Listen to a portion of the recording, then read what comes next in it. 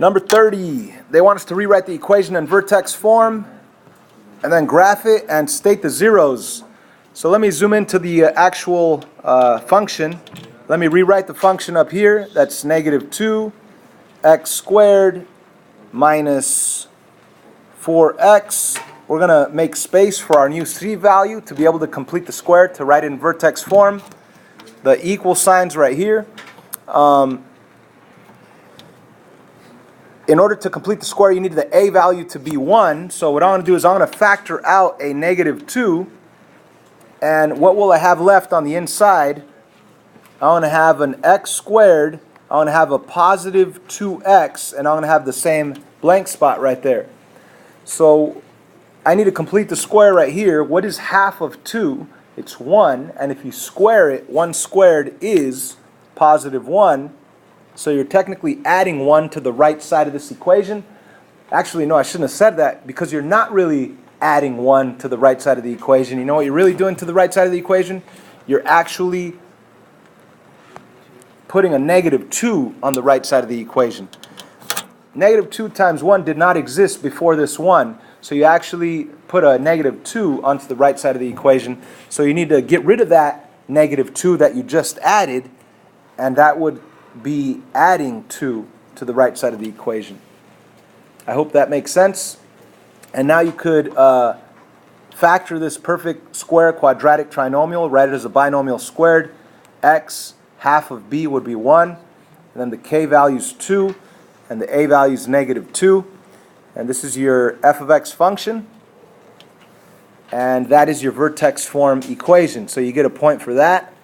What else? You need to be able to graph it. Oh, by the way, if you don't like completing the square, you could always go back to the original equation, and you could find the vertex by doing negative b over 2 times a.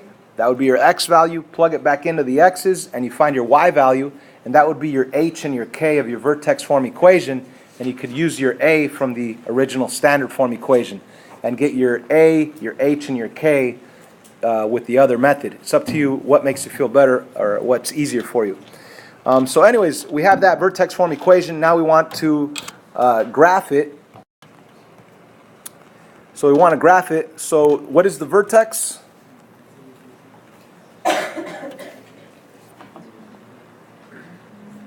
Negative 1 and 2. I guess nobody's paying attention. That vertex is at negative 1 and positive 2. You need to draw your axis of symmetry right through that value. Okay. Just kind of off, I apologize. Now you need more points. One option is to do an XY table. That's an ugly X. One option is to do an XY table and find more coordinates. So for example, you could plug in 0. If you did plug in 0, what would you get out as an answer? 0, right? Because a 0, and I'm plugging it into the original standard form. 0 squared, 4 times 0, it's all going to be 0. So 0, 0 is a coordinate. So you could put the dot right there at 0, 0, right? You could map the dot over to the other side. Now, you don't have to use an XY table. You could also go back to your pattern of a equals 1. And let me show you that pattern.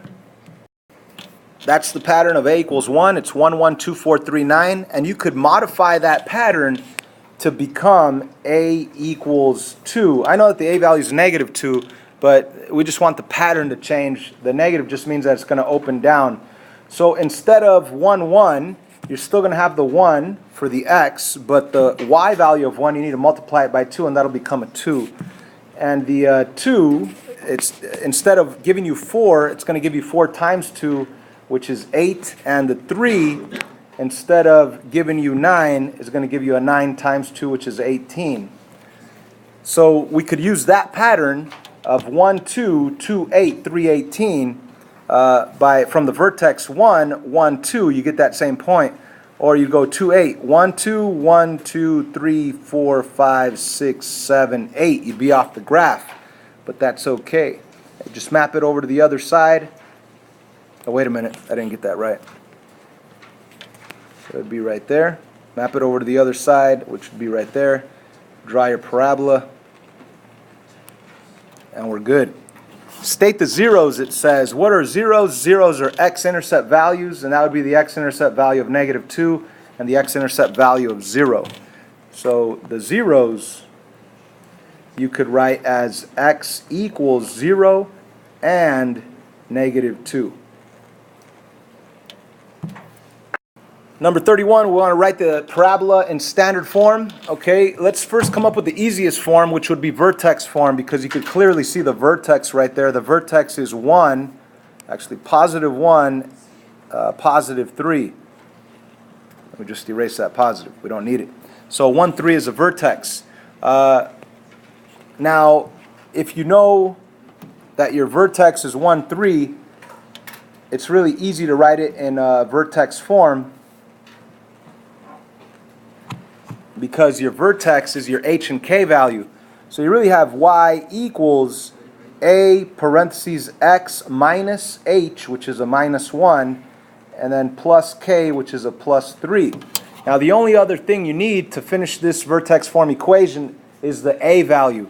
So what could we do? What should we do? We should pick another point on this graph, another clean point, which would not be anywhere till right here. That's a clean point.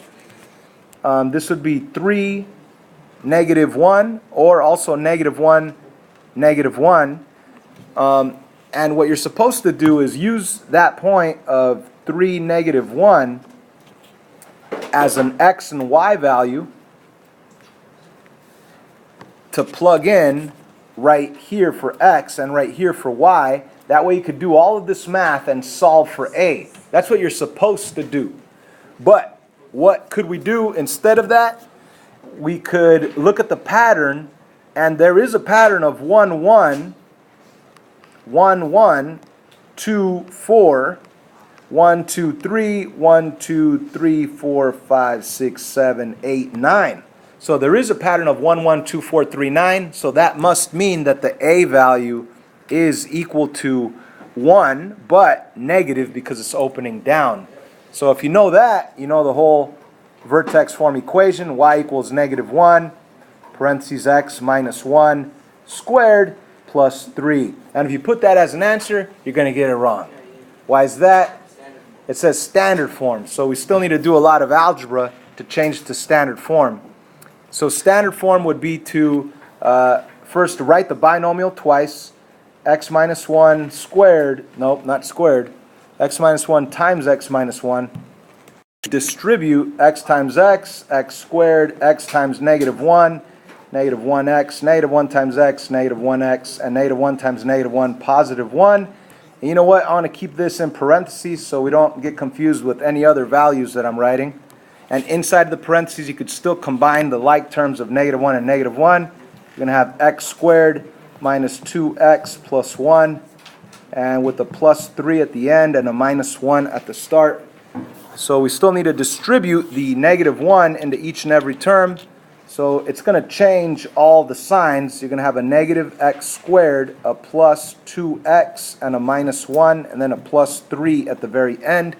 And of course, you could add the -1 and the +3 to get your final standard form answer. F of x equals -x squared plus 2x plus 2.